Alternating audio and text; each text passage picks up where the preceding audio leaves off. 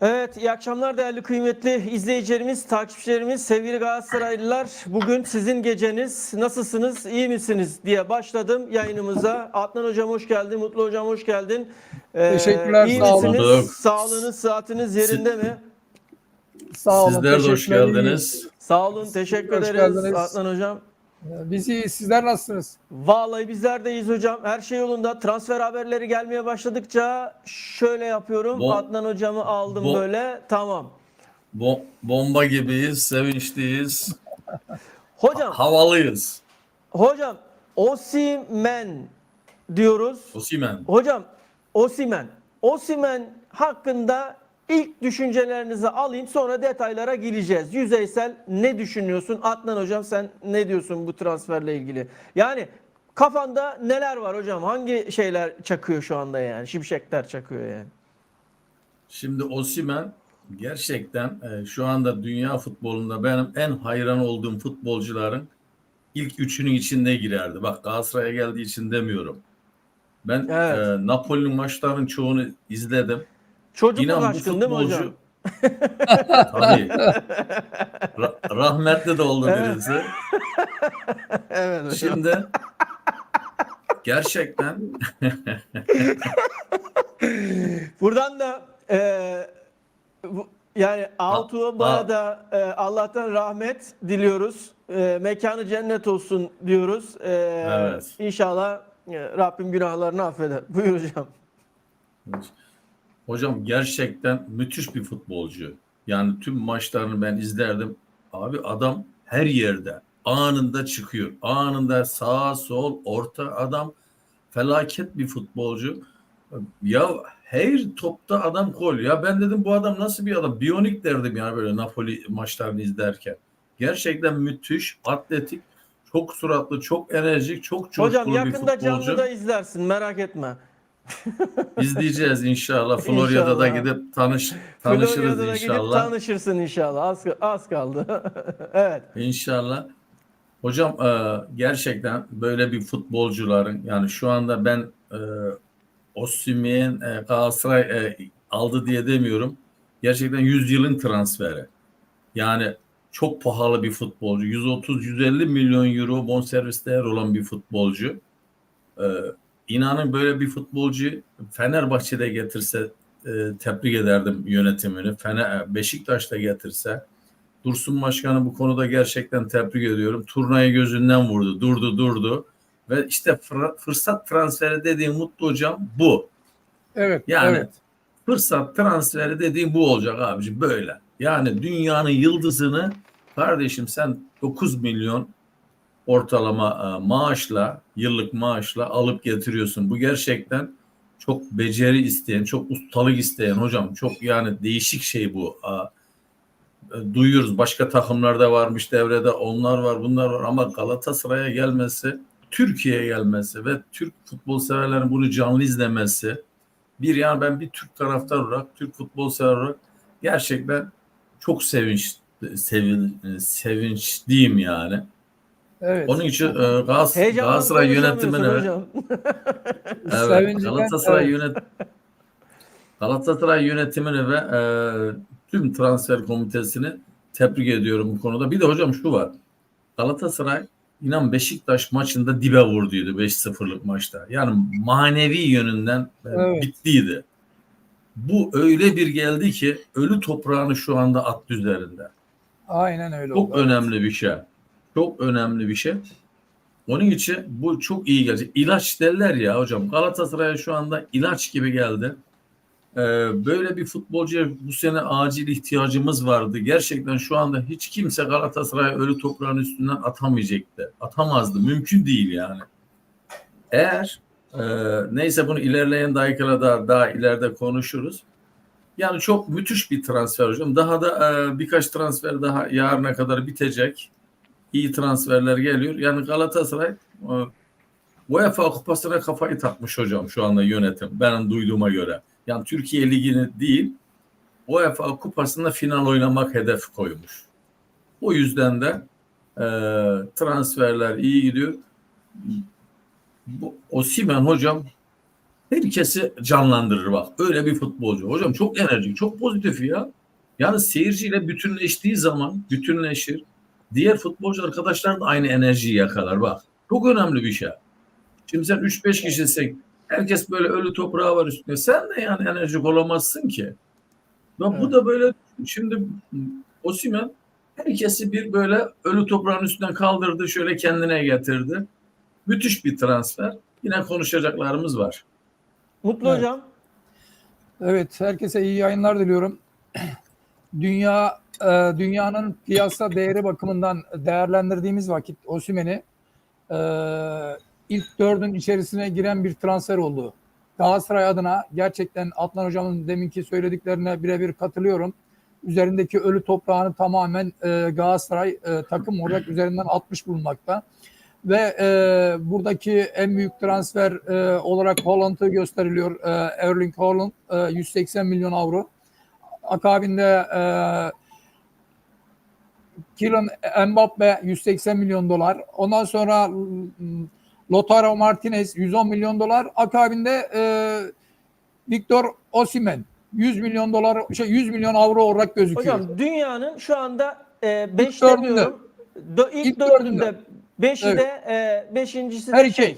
Kane. Harry Kane hocam. Aynen Harry öyle. Kane. O da 100 milyon Aynen. avro olarak transfer piyasası var bunların. Ve yani Adnan Hocam'ın dediği gibi hem ölü toprağın üzerinden attı takım olarak Galatasaray hem de takıma yeni bir heyecan, taraftara yeni bir heyecan, hatta Türkiye Ligi'ne bile yeni bir heyecan getirdi. Yani şu an Türkiye gündeminde başka bir konu yok. Tamamen bu konu konuşuluyor yani. Her şeyin önüne geçtiler yani bu transferlerle. Ayrıca Adnan Hocam'ın deminki dediği bir Avrupa UEFA Kupası konusuna değinmek istiyorum ben. Hep biz yeri geldi yönetimi eleştirdik.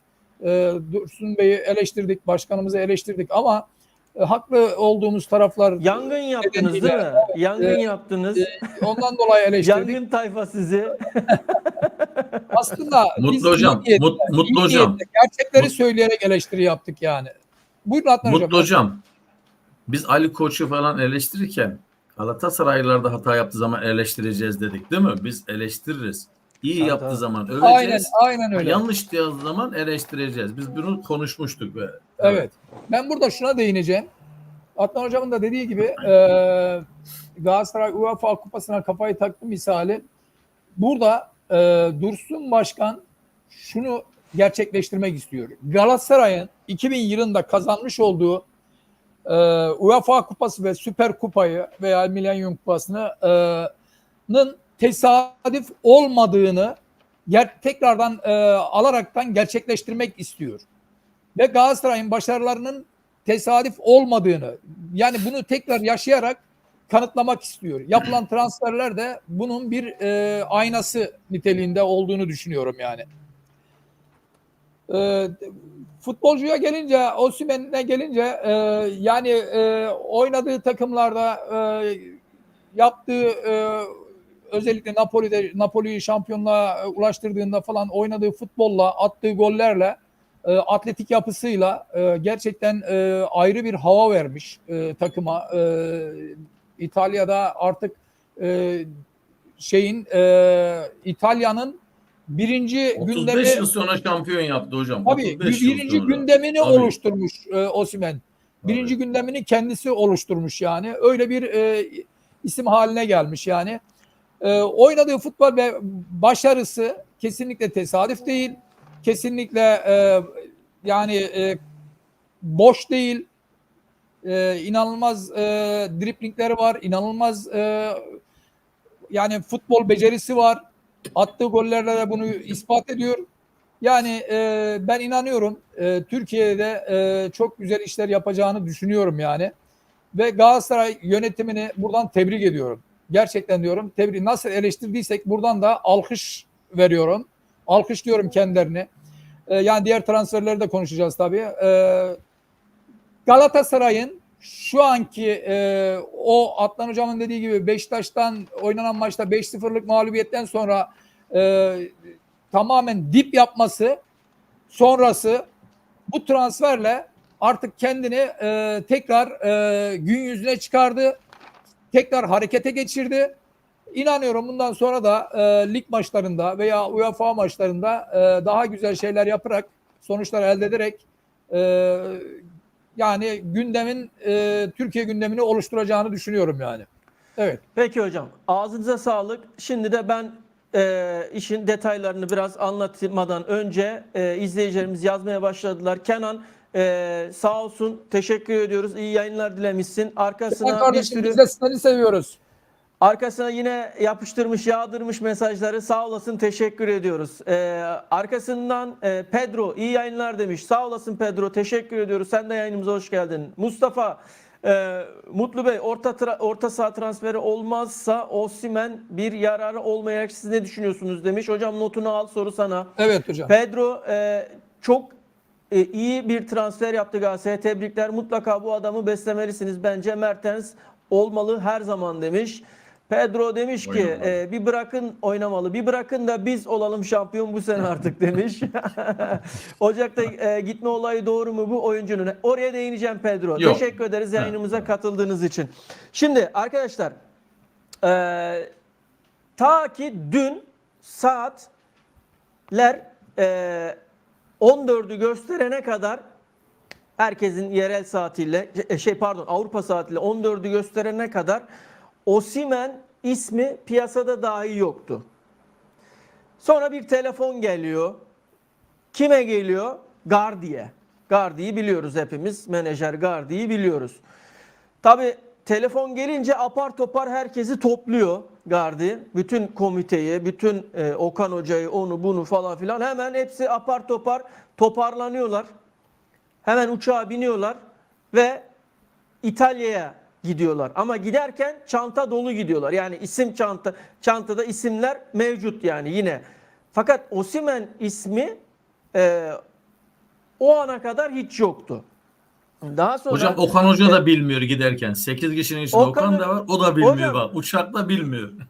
İşte daha sonra Gardi buradan Gardi'ye, Galatasaray'a göstermiş olduğu tüm katkılardan dolayı teşekkür ediyoruz. Yani 2-3 sezondur Galatasaray'a getirdiği oyuncuların hepsi banko oynayan oyuncular, hepsi katkı sağlayan oyuncular ve flash transferler. Hep getirdi. Sadece Fenerbahçe'den bir Enis Destan'ı götürdü herhalde Napoli'ye. Onun dışında hep getirdi. Galatasaray'la çalıştı. Gerçekten başarılı bir menajer. Ve Gardi'nin oyuncu tarafında, kulüp tarafında demiyorum, oyuncu tarafında emeği çok fazla. Bir defa bunu buradan yine belirtmiş olayım. Daha sonra gidiliyor. Napoli işte görüşülüyor. Mevcut teknik direktörle de arasında Lukaku falan da gelince oyuncu boşa düşüyor. Oyuncuyu Paris Saint-Germain, Chelsea falan bunlar da istiyor bu arada yani. Ama Arabistan'dan isteyen bir kulüpte falan da oluyor ama oyuncu gitmiyor. Yani ikna olmuyor bir türlü. Daha sonra Galatasaray'a ikna oluyor. Tabii bunun içerisinde yine Galatasaray'ın eski oyuncularının da ikna komitesinin içerisinde, yani ikna demeyelim de hani konuşup iyi referans veren eski oyuncular da var yani. Bir tanesi işte Drogba, diğeri bizim yine Adana Demirspor'a göndermiştik. Bir anda unuttum şimdi. Onyekuru hocam. Aynen Onyekuru, özür dilerim arkadaşlar. Bazen kafamız o kadar yoğun oluyor ki karıştırabiliyoruz. Onyekuru'nun olması falan, bunların hepsi birer etken. Dolayısıyla oyuncu da Galatasaray'ı tercih ediyor. Tercih ederken şimdi şöyle bir daha henüz teyit ettiremedim. Bugün de henüz o görüşmeyi gerçekleştiremedim. Maddede ne var? Ocak ayında herhangi bir transfer teklifi gelirse gider. Benim duyduğum, yani teyitli değil ama duyduğum diyeyim. Şöyle, serbest kalma maddesini 75 milyon euro olarak sabitliyorlar. 75 milyon euroyu da kim getirirse Galatasaray'a bunun karşılığında belli bir bedelle bedel de vererek oyuncunun transferini yapabilir noktasına da bir madde koyuyorlar. Ama şu an 75 milyonu 100 milyonu falan bir oyuncuya verebilecek kulüp var mı? Şimdi Chelsea, işte düşündüğümüz zaman, baktığımız zaman işte Chelsea teklif yaptı, zaten olmadı mesela. Paris Saint-Germain, orası olmadı.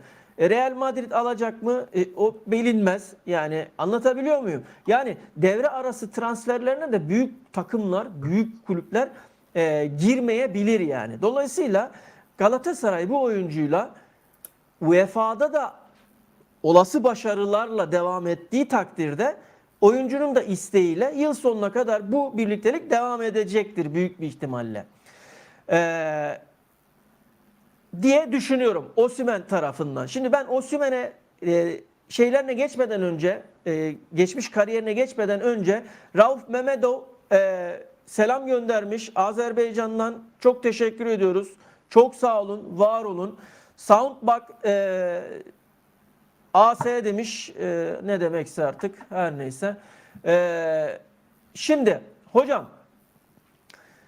Osimhen'in Napoli kariyeri, Lille kariyeri ve Wolfsburg kariyerleri mevcut, var zaten. Orada bir patlama yapıyor. Serie A'da Napoli kariyerinde hocam 108 maçta oyuncu 65 gol atıyor, 16 asist yapıyor ve gol başına, yani dakika süresi anlamında 125, 8136 dakika alıyor. Yani bu demek oluyor ki hocam, Napoli'yi şampiyon yapabilecek rakamda bir katkı sağlamış. Oyuncunun Afrika'da yılın futbolcusu, bir tane Afrika'da yılın futbolcusu ödülü var. 4 tane gol krallığı ödülü var. Ondan sonra İtalya Serie A'da bir kupası var Napoli ile. U17 Dünya Kupası var hocam, bir tane. Bir tane U23 Afrika Kupası var. Yani var oğlu var hocam. Çok inanılmaz forvette etkili bir oyuncu. Fakat şöyle bir durum var hocam. Hava toplarına daha fazla etkili bu oyuncu. Şimdi hava toplarında ayağı yok diye bir şey söylemiyorum ha, yanlış anlaşılmasın yani. Ayağı da çok iyi. Süratli, ayağı da çok iyi ama ilk etkili olduğu kafa golleri özellikle çok daha etkili. Halil İbrahim Kahveci, Casemiro almışlar çöp diyor. Hüseyin Elal, iyi akşamlar demiş. Kenan Şenlik, şöyle isimleri de getireyim de.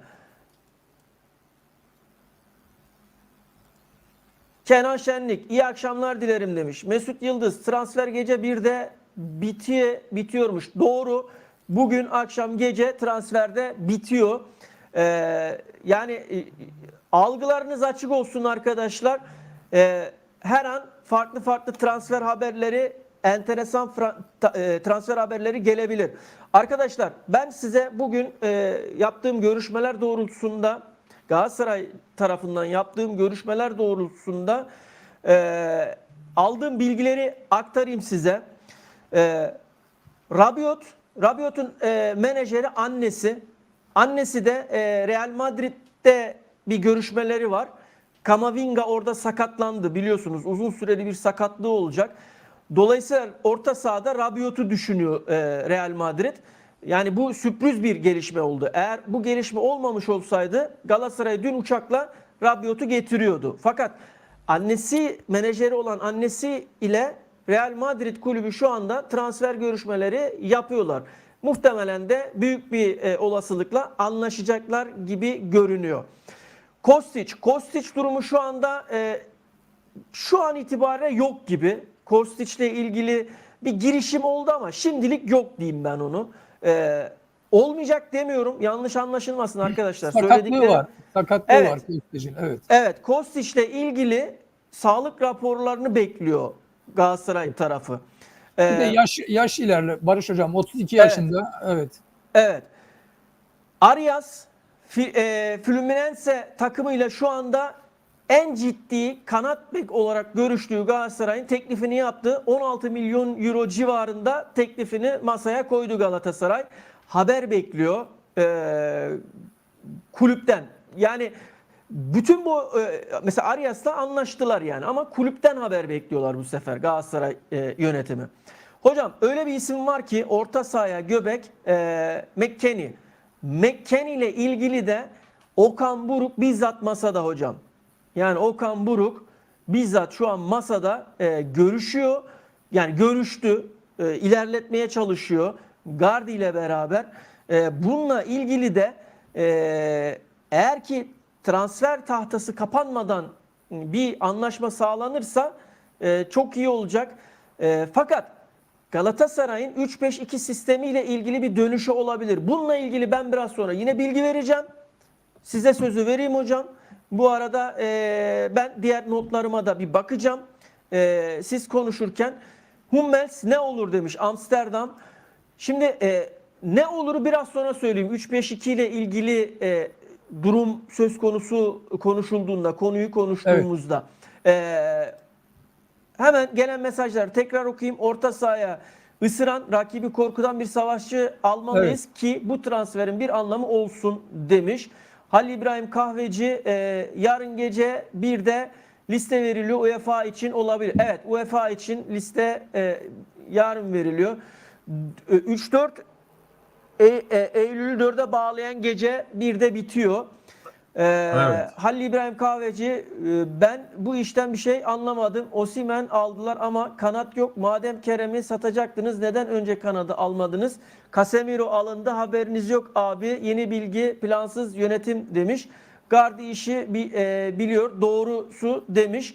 Şimdi şöyle Casemiro ile ilgili şimdi birazdan yayına girmeden önce öyle bir bilgi yoktu arkadaşlar. Teklif yapıldı Barış Hocam. Onunla ilgili teklif yapılmıştı Net- ama net netice bilgi. belli değildi yani. Evet. Evet Orada arkadaşlar net haksızlık bilgi olmadan yapılmasın biz yani. şimdi Evet. bak Evet. şimdi Casemiro diyorsunuz da Casemiro'yu transfer sezonunun ilk canlı yayınında biz burada söyledik Casemiro'yu. Tabii. Evet. Kiralık Galatasaray- teklifi yapılmış. Evet. Evet. Galatasaray Casemiro ile ilgileniyor. Casemiro listede var diye ilk teklifi biz yaptık yayını. Canlı yayını. Evet. Transfer sezonunun ilk açıldığının ilk canlı yayınında. Onunla ilgili bilgimiz vardı zaten. Onu biz dile getirmiştik daha önce yayında. Ama şu an yayına girdiğimiz an itibariyle durumu ne oldu? Onu bilmiyorum. Evet. Teyit ettirmem lazım. Net bilgi almadan da bir şey diyemiyorum. Sizi yanlış yönlendiremem arkadaşlar. Adnan hocam buyur.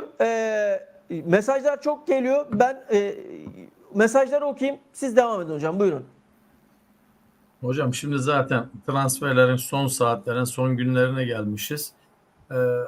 Hep haberler ayyukadır yani. O geldi, bu geldi, şu geldi. Bunların içinde bizim de bildiğimiz, söylemediklerimiz de var. Çünkü hepsi olacak diye bir kayda yok. Şu anda benim elimde 10 tane liste var şu anda. O anlaşıldı diye. Ama bunun en fazla 2-3'üyle anlaşılacak. Ama işte Galatasaray mesela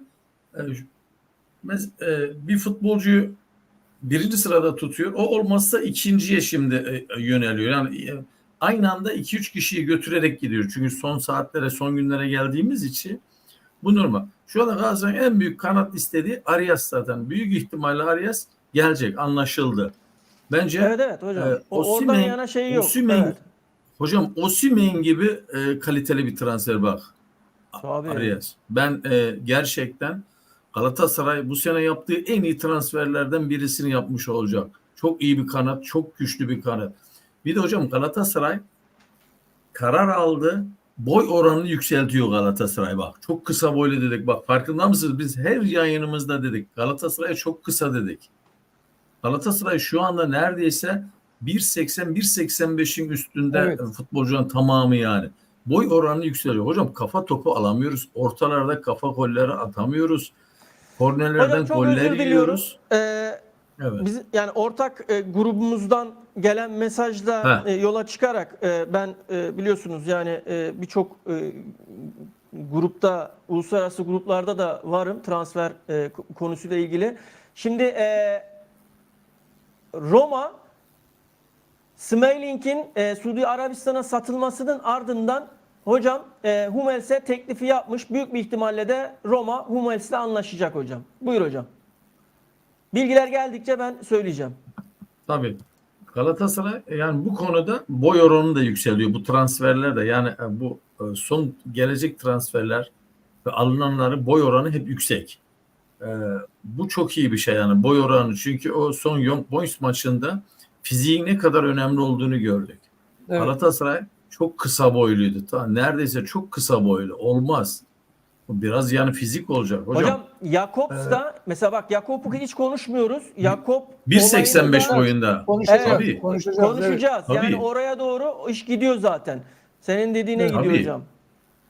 Hocam Evet. mecbur yani boy oranını yükseltecek. Zaten yönetim de karar almış. Yani futbolcu beğeniyor ama boy oranlarına da bakarak yani fiziklerine de bakarak seçildi şu anda seçiliyorlar. Bu çok önemli bir şey. Hocam bir takım bir iki kısa futbolcuyu kaldırır sorun değil. Ama bir takımda hocam 5-6 kişi kısaysa olmaz. Mümkün değil. Kafa toplarını alamazsın. Kornerlerden çok gol yersin. Onun için Galatasaray son dakikalar işte hep diyoruz ya niye son dakikalar yapmadı, niye Young Boys maçından önce bu transferler yapmadı. Hocam alamazsın. Bu türlü futbolcuları işte böyle son saniyelerde son dakikalarda alırsan alırsın. Normallerde alamazsın. Hocam özür Arias'ın diliyorum. boy oranına Özgür bakma. Kurt. Arias zaten.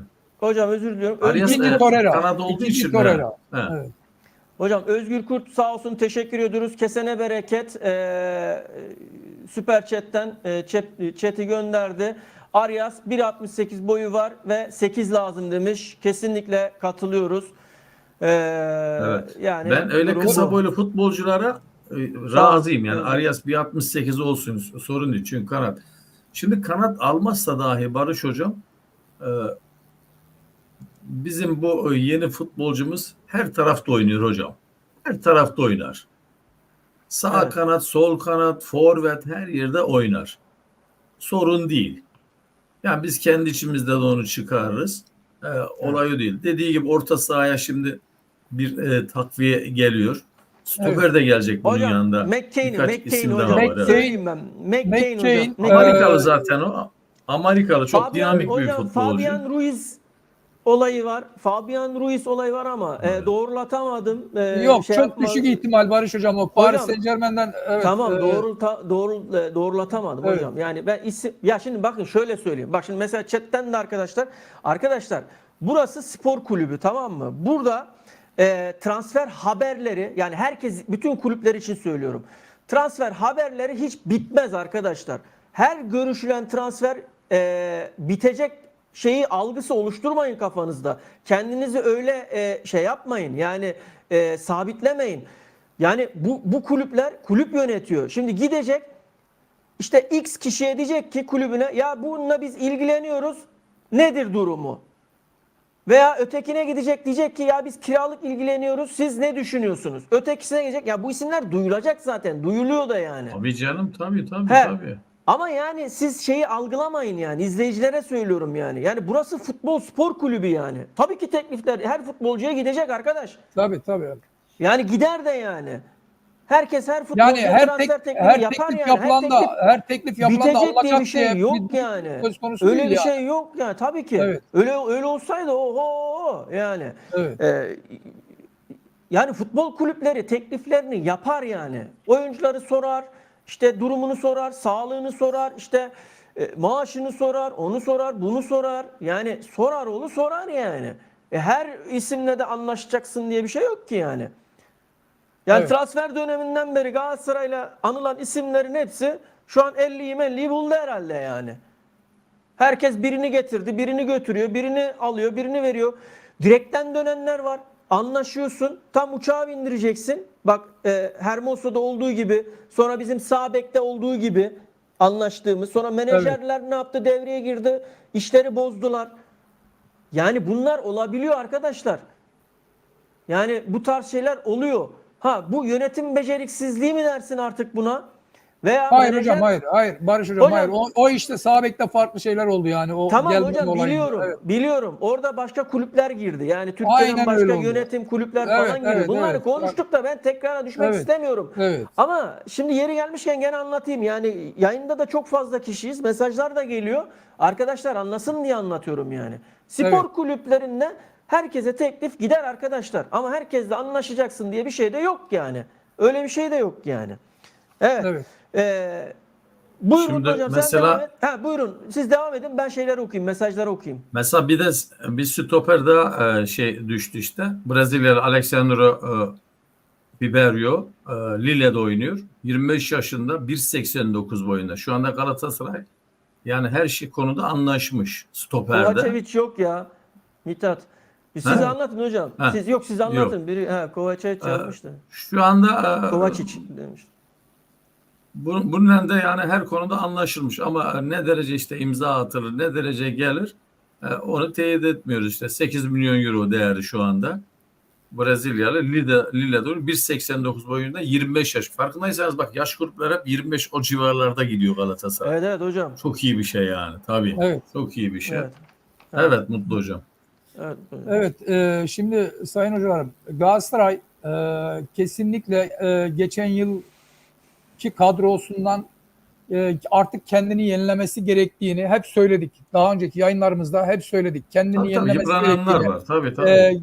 Önceki kadronun artık mental olarak bir yorgunluk olduğunu, artık gözlere aşikar olduğunu, yani takımlar, diğer takımlar Galatasaray'ı artık öğrendiğini, bu nedenle takımın bir değişikliğe gidilmesi gerektiğini hep söyledik. Ve şu an o dediğimiz değişiklikler yavaş yavaş gerçekleşmeye başladı. Burada ben ilk önce şeyden başlayacağım Barış Hocam.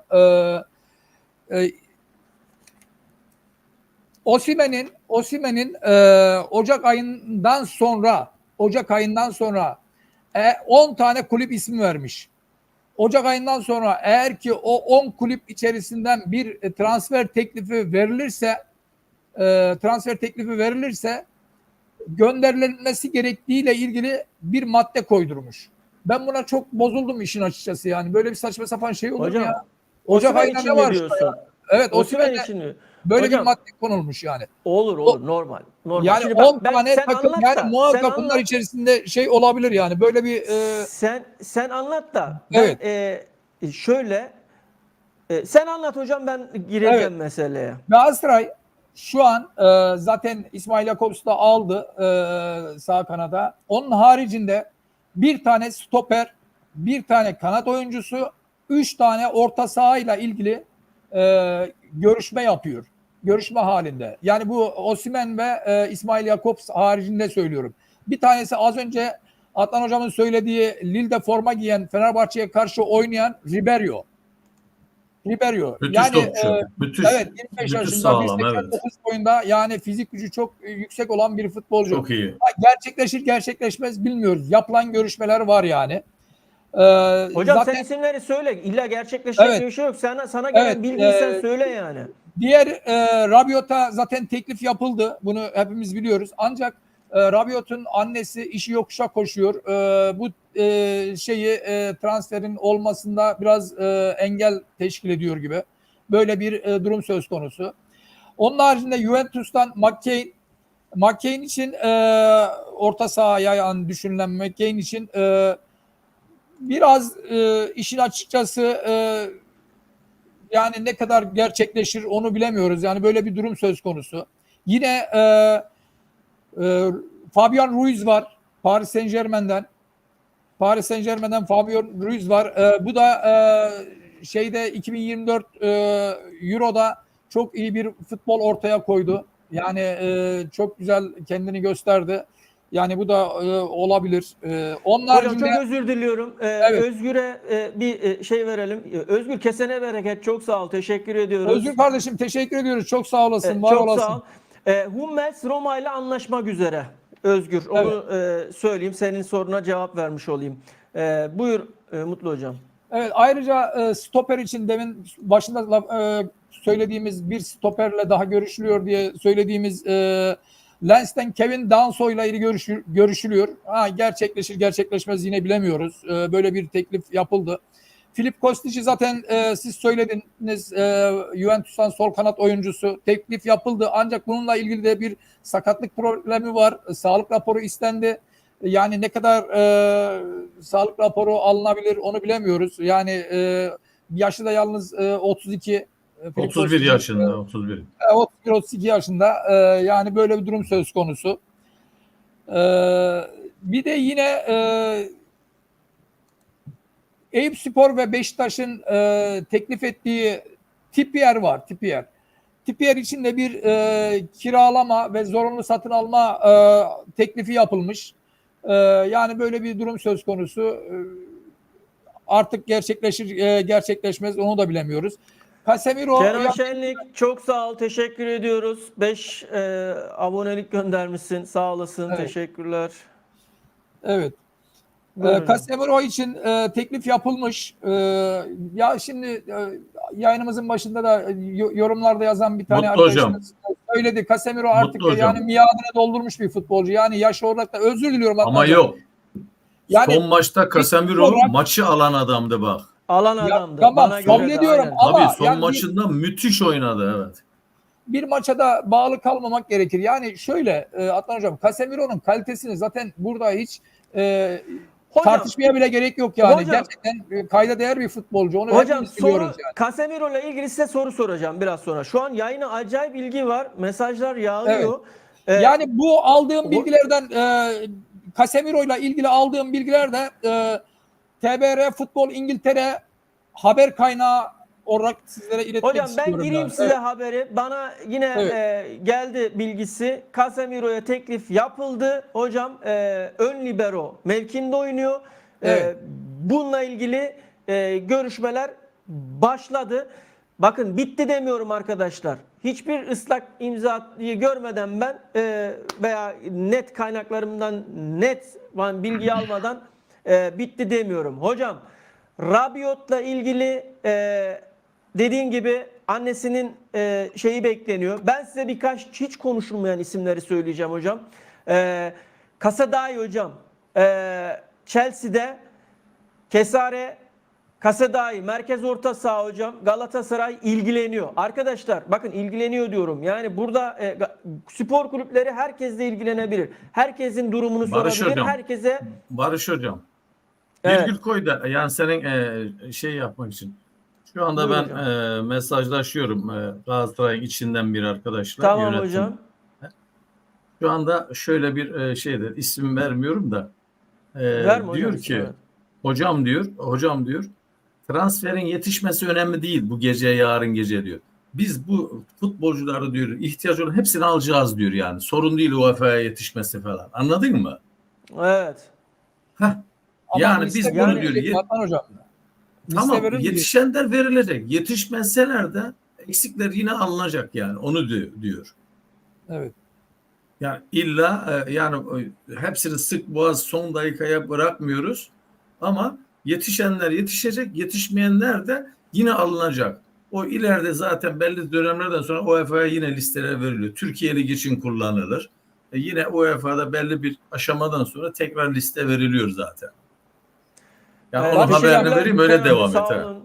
Barış Hocam Yine demin ki beş- transferlere ek bir isim daha vermek istiyorum. Hakan Adnan Bolat hoş geldin yayınımıza. Evet. Sağ olasın. Barış Hocam deminki transferlere ek bir isim daha vermek istiyorum. Sevilla forması giyen Lucas Campos'a teklif götürüldü. Yani bununla ilgili 9 milyon euro şeyi var, bedeli var. Beklenmede yani sonucunu hep birlikte göreceğiz yani. Hocam Kenan Bey bunların içinde yağdırıyorsun. Çok sağ ol. Teşekkür ederiz. Barış hocam Sağ bunların olasın. içinde Çok teşekkürler bunların içinde ya. büyük bir kaleci de gelirse şaşırmayın. Hocam Evet. ben şimdi bak şöyle şimdi gelen giden saydık ettik falan. Hocam Galatasaray'da sistem nereye oynar hocam? Sistem. Şimdi bak 3-5-2'ye gidecek bu şekilde. hocam Okan Kanat Hoca Hoca şöyle söyleyeyim. Inter'in oyununu Simeone Inzaghi'nin oyununu İtalya'da bu gittiğinde İtalya'da orada İtalyanlarla konuşurken, sohbet ederken ve uzun süredir de takip ettiğini dile getiriyor. Ve oyun sisteminde değişiklik yapması gerektiğinin sinyallerini aldığını da ifade ediyor, söylüyor. Az önce Mutlu Hocam dedi, daha önceki yayınlarda da ifade ettik. Galatasaray bu sezona başlarken biz son 2 sezonun şampiyonu, iyi bir kadroya sahibiz mentalitesiyle sezona başladı. Ta Beşiktaş Süper Kupa maçına kadar. Beşiktaş Süper Kupa maçında alınan hezimetli skorun ardından Galatasaray ve Okan Hoca şunu anladı.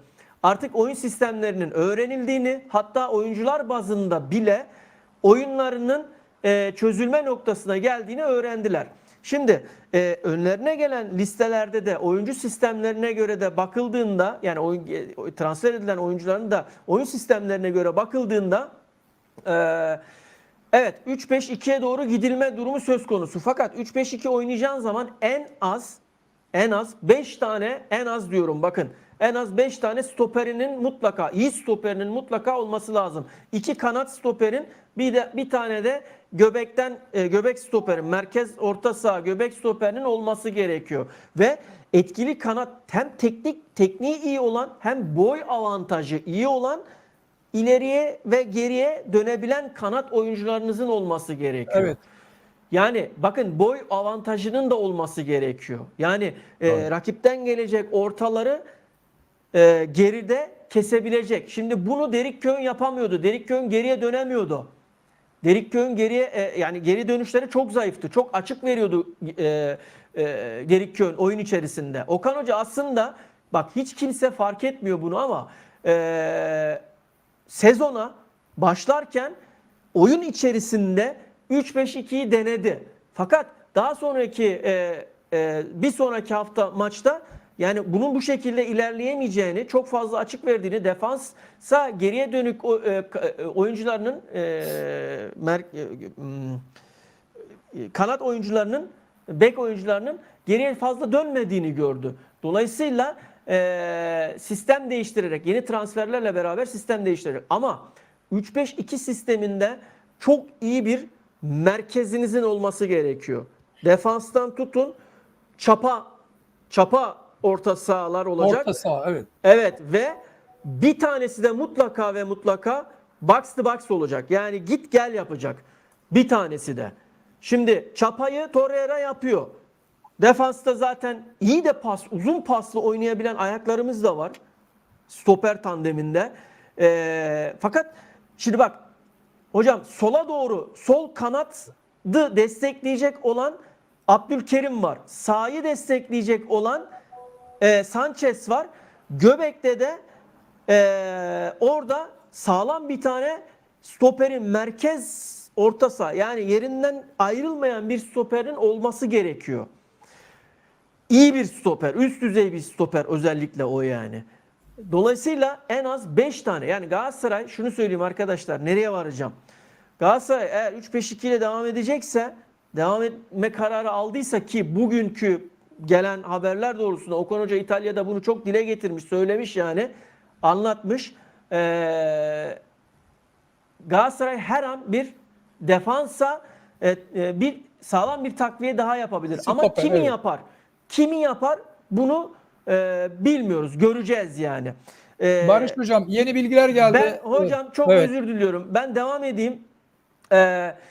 Hocam, Ajax'ta 21 yaşındaki Christian Rasmussen. Bakın, Rasmussen sağ kanat. Şimdi 3-5-2'ye döndüğünüzde ne olacak? Barış'ı sola da alabiliyorsun, sağda da oynatabiliyorsun. Şimdi Barış'ı sola aldığında alabilirsin. Rasmussen inanılmaz bir isim. Bakın, bunu hiç kimse konuşmuyor. Söylüyorum, hazır olun. Galatasaray taraftarına söylüyorum. Olacak demiyorum ama hazır olun. Algılarınızı iyi açın. Sol kanata ayrıyeten bir daha söylüyorum, Armand Laurente. Tamam mı? Yani Sassuolo'da oynayan Armand Laurente. Arkadaşlar, bu haberlerin çoğunu biz sosyal medya hesaplarımızda yapıyoruz. Canlı yayınımızda konuşuyoruz ama canlı yayınlar her zaman yapmıyoruz. Canlı yayın yaptığımızda konuşuyoruz bu isimleri. Belki gündemden düşüyor veya gündeme yeni gelmiş olabiliyor ama gündemden önce biz sosyal medya hesaplarımızda da takip ediyoruz. Yeri gelmişken sosyal medya hesaplarımızdan bizleri takip etmeyen arkadaşlar varsa lütfen bizleri takibe alsınlar. Oradan da bizi takip edebilirsiniz. Arkadaşlar mesajlarınız inanılmaz yoğun. Bir dakika nerede kalmışım? Şurada kalmışım. Hocam çok özür dileyerek mesajlara yer vermem gerekiyor. Osimhen formayı ne zaman giyiyor? Videosu ne zaman geliyor? Videosu yani şöyle söyleyeyim. Smokini giydi. Smokin giydi. Smokinli bir video gelebilir arkadaşlar. Hocam stopere transfer trafiği var mı? Anlattım şimdi az önce.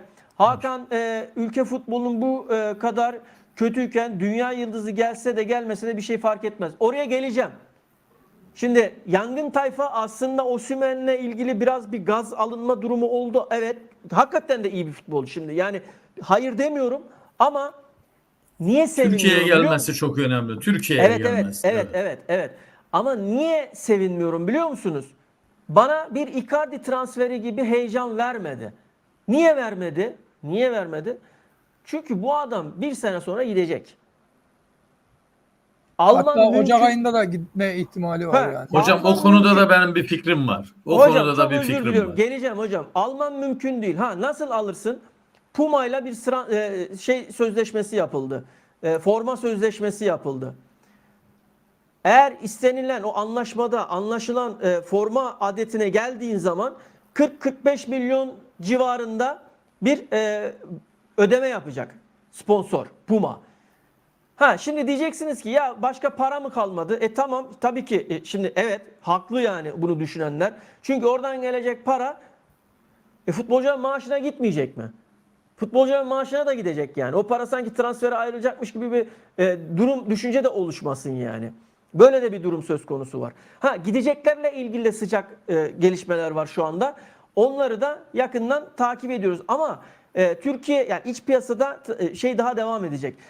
Barış abi yarın sol kanat ve orta saha geliyor mu? Yani görüşülüyor. Umarım geleceklerdir yani.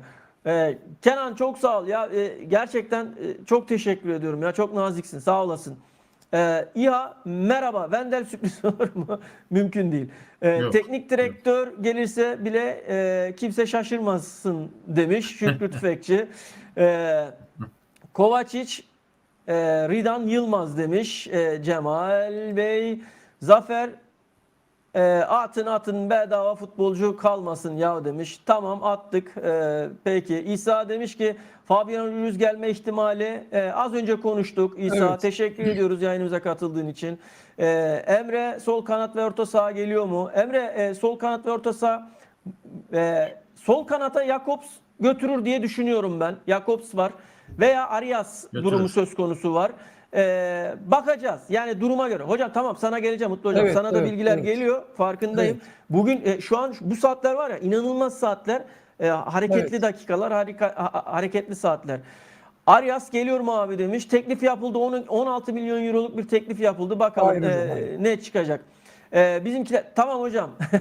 Bizimkilerden bir cacık geleceğim hocam sana. Bizimkilerden bir cacık olmaz. En az 3 adam lazım falan. Tamam. UEFA listesi bu gece mi? Ferdi Kelleşoğlu demiş ki kadro planlaması fiyasko demiş. Arkadaşlar hepinize çok çok teşekkür ediyorum. Yayınıza katılın. Ya çok mesaj var. Yetişemiyorum. Yayın aksayacak. Şöyle bakıyorum. Kenan yine o 110 milyon kesene vererek Kenancığım ya. Çok sağ ol. Mahcup ediyorsun bizi ya. Sağ olasın. Çok sağ ol. Çok sağ ol. 110 TL, euro diyecektim ya. Neredeyse 110 TL. O günler de gelir inşallah. İnşallah. Sağ olasın. Buyur Mutlu Hocam. Sendeyim. Ben mesajları okuyacağım. Önemli olanlarını yayına getireceğim. Buyur.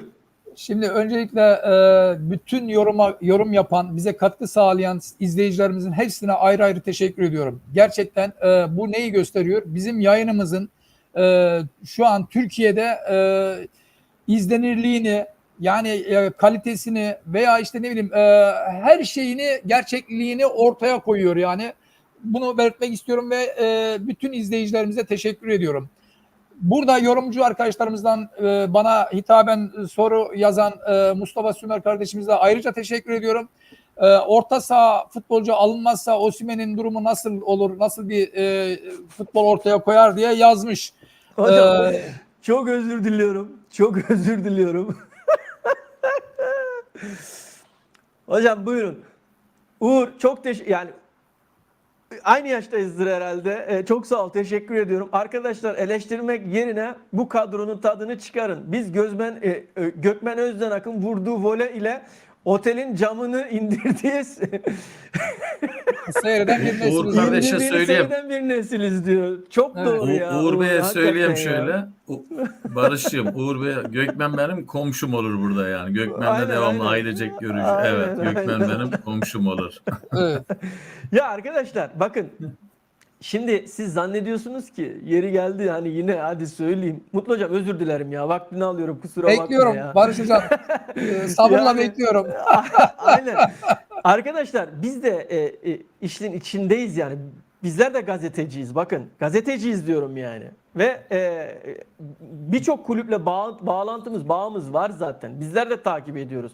Ha biz yayınlara yeni başladık. Daha 5 aylık bir serüvenimiz var yani. Ha bir de biz kafamıza göre yayın yapıyoruz yani. Ne oluyor? Tabii YouTube algoritma bunlar teknik konular tabii de izleyenlerimiz falan filan biraz zayıfa düşüyoruz. Az oluyor bilmem ne oluyor ama kayda değer bilgiler veriyoruz arkadaşlar. Bizi izlemeye, bizi takip etmeye devam edin. Katıldığınız için size çok teşekkür ediyoruz. Neşeli, güzel, eğlenceli yayınlarımız olacak yani. Mutlu hocam buyur sendeyiz hocam. Evet, deminki son gelen bilgiler yani yayın içerisinde gelen bilgileri aktarmak istiyorum. Öncelikle McKean'i Juventus UEFA listesine bildirmiş arkadaşlar. Tamam. McKean'i Demek ki Juventus olmadı. evet, Olmuyor hocam. evet, Olmayabilir yani. Şimdi listesinde yapacak bir bildirmiş. şey Bu yok. önemli bir bilgi. Yani Kostiş'i evet. bildirmedi. Kostiş'i bildirmedi. oraya da Juventus. geliyorum Adnan Hocam. Oraya da geliyorum. Onun haricinde Rabiot'u konuştuk. Rabiot'la ilgili yarın son karar verilecekmiş. Son netice yarın açıklanacak. Onun haricinde Arias'ın bonservisi 13 milyon euro olduğu için 13 milyon euro olduğu için Galatasaray yönetimi şu an Arias'tan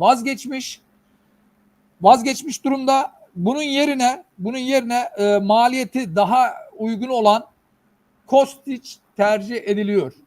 Kostić yani O da orada gündemde oynayabiliyor hocam. O da orada oynayabiliyor. Evet, Kostić kanatta da oynuyor ha Kostić evet. bu arada ya. Aynen Bilginiz öyle. olsun. Arias'tan kesin vazgeçilmiş. Son dakika bilgisi. İzleyicilerimize buradan aktarmak istiyoruz yani. Bu şekilde bilgileri olsun.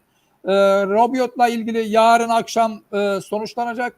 Onun haricinde McKean Juventus McKean'i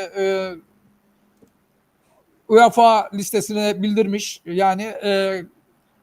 Yani orta sahayla ilgili Mustafa Sümer'in yorumuna belirtmek istiyorum. Ya Mustafa kardeşim şimdi tabii ki Osimhen gibi bir ismi almışsın santrofora.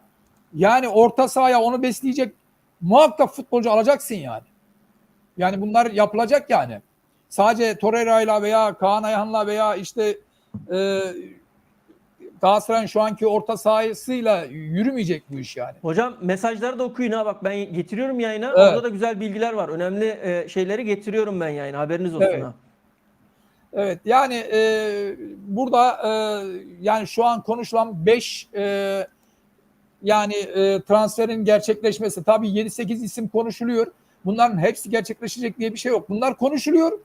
Bunların içerisinde 3'ü 5'i muhakkak olacak yani veya bir başka isim de olabilir. Bunlar gerçekleşecek yani. Sağ olasın Mustafa kardeşim. Teşekkür ediyoruz. Bizlerden de sizlere selamlar olsun. Sağ olun, var olun. Bak. Hazefit güzel bir şey söylemiş bak. Biz ses çıkarıyoruz işte eski nesil gibi susup vasata alışmıyoruz demiş. Yangın tayfa burada. Evet. Güzel O ses çıkaracaksın Uğur, tabii. Uğur abimiz 58'indeymiş. Uğur abim Gökmen Evet. abiyi çok severim. Abisi Yasin ile tanışıklığım Söylerim, vardır. evet. Gökmen abiye selamlar, Evet. sevgiler. Adnan Hocam'ın Eyvallah, akranları sağ bunlar hep. olasın. Adnan Hocam'ın tayfası. Aynen aynen. Tabii. Yaşımız ortaya çıkmasın ama. Evet. Evet. Evet buyur Mutlu hocam devam. Evet, Devam ki. Nuri Bey söylemiş Mike Kane gelmiyor diye. Evet, onu az önce bildirdik zaten. Kostić inşallah olacak gibi herhalde. Antoine Griezmann Bakacağız yani. Fenerbahçe'de demiş arkadaş. Evet. Evet. Adnan hocam buyur. Sende neler var hocam? Siz devam edin. Ben şeylere bir bakıyorum. Bu arada mesajlar da okuyun yani. Ha. Önemli bilgiler olursa hemen notunuzu falan Evet, alın. Şey evet. yapalım yani. Evet Adnan Hocam. Ben Bu şimdi arada şöyle Adnan Hocam söyleyeyim. çok özür diliyorum. Heh. Ben bir isim söyledim mi az önce? Bir isim Mutlu bahsetmiştim. hocam seni Sevilla'dan. transfer Mutlu hocam seni Evet. transfer ediyoruz. Gözlüklü abi de. Vay hemen ismi de Teşekkür yapıştırmış ediyorum. Victor Osimhen. Victor Osimhen çok teşekkür ediyorum. Layık gördüğünüz için. Çok sağ Evet. olasın, var olasın. Evet buyurun hocam. Sevilla'da forma giyen Campos'u söylemiştik. Onunla da bir görüşmeler var. Yani bilgi vermek istedim yani. Adnan Hocam buyurun. Şimdi ben bu transferler tabii yorumları da okuyoruz. Eleştiriler de Muslera var. İşte oynamaz. takım Yani bir işte artı he, şeyi uzatılmadı. Muslera yerine iyi bir kaleci bulacak. yok Buyur yok Adnan onu hocam. şey yapıyorum. Sen devam et. Evet. Evet. Buyur. Bu konuda zaten transferler gelecek. Daha da geliyor. Ama burada Dursun Maşallah Başkan ya. çok İnanılmaz yıpratıldı. Çok inanılmaz şeyler yıpratıldı. var ya. Mesajlar geliyor. Çok mesaj Evet. geliyor ya. Evet. Şimdi Dursun Başkan ve yönetim çok yıpratıldı hocam. Özellikle Beşiktaş maçında. Zaten ondan önce de bu Erdem Timur'un gitmesi. Ondan sonra sürekli Galatasaray'ın üzerine Sen devam oyunlar et hocam. Ben oynanması. araya giriyorum. McCain yok arkadaşlar. Sos, evet, Olmadı.